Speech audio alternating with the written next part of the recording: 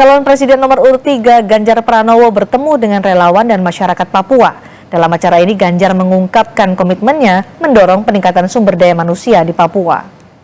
Ganjar Pranowo menemui masyarakat Papua di lapangan Entrop, Distrik Jayapura Selatan, Kota Jayapura Selasa sore. Ganjar menyebut Papua punya sumber daya manusia dan alam yang sangat melimpah, tapi kesejahteraan masyarakat Papua belum meningkat. Karena itu Ganjar berkomitmen memajukan kesejahteraan masyarakat Papua.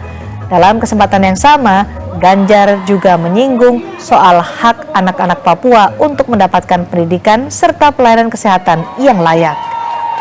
Yang menunggu kami waktu itu adalah terkait dengan apa menjadi aspirasi mereka.